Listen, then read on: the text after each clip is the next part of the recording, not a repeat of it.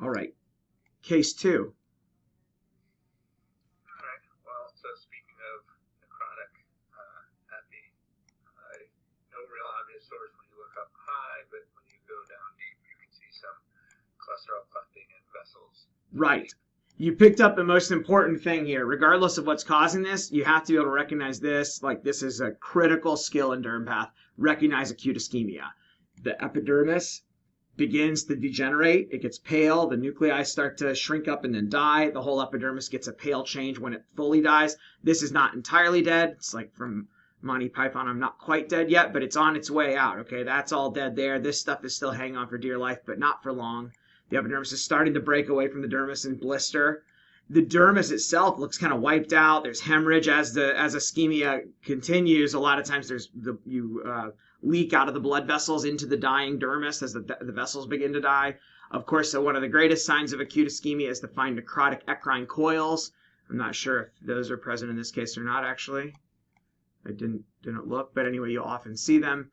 And so yeah, then you have to, anytime you see that, you got to figure out why. Is it thrombotic vasculopathy from DIC or systemic coagulopathy? Is it an embolus? Is it calciphylaxis? Is it angioinvasive fungus? All those things. Once I see this, I have to figure out why it's happening, because it's most of those things are potentially medical emergencies, right?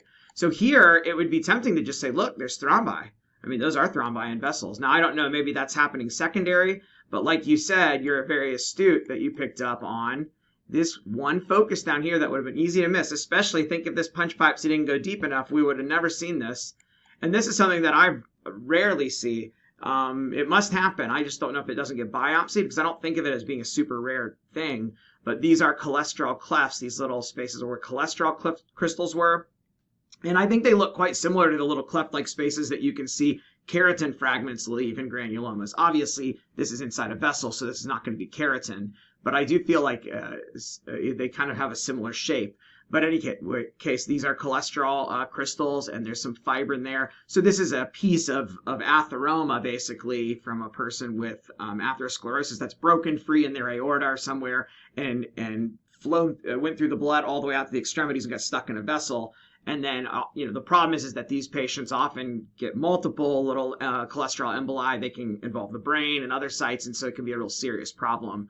Aside from the ischemia that it causes in the skin, this is a problematic situation for the patient. So there you go. That is a nice example of a cholesterol embolus, and then the downstream effect of the blood flow in that watershed area has been cut off, and now you're getting necrosis of the epidermis. So yeah, anytime you're thinking of ischemic necrosis, coagulopathy, that kind of thing, getting a deep biopsy, ideally with ample subcutis, is really key, because a lot of the things that cause acute ischemia are going to be seen better down deep. The more dramatic the ischemia is clinically, the more you have to think about the fact that there may be some deeper involvement and that the key may lay down in the subcutis. So getting that deep biopsy, either doing a double punch or an ellipse, that can be really helpful for us to be able to give you an answer when you're biopsying these patients.